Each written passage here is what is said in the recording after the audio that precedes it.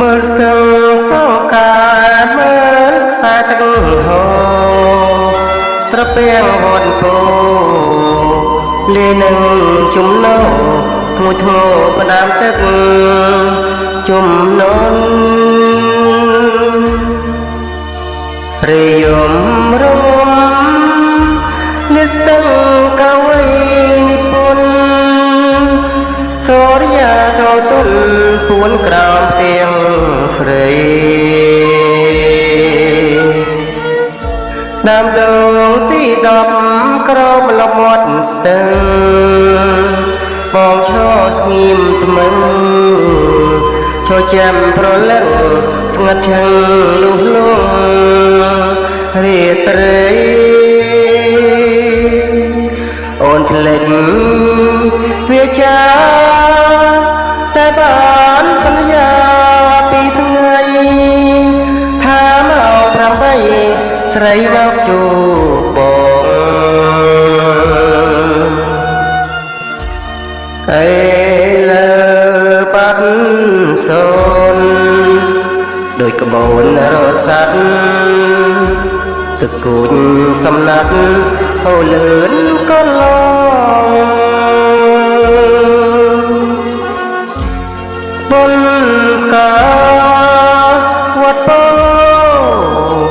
នៅមិនបានឆ្លងមិនគូនោះល្អរ៉ែខ្នងសុនសង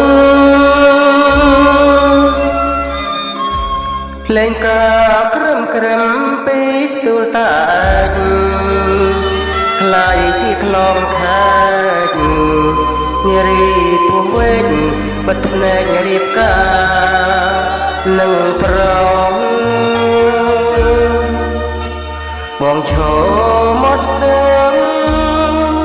ប្រឹងយំរងក្នុងពោះលាស្រីស្រោមឈ្មោះក្នុងជាខ្លា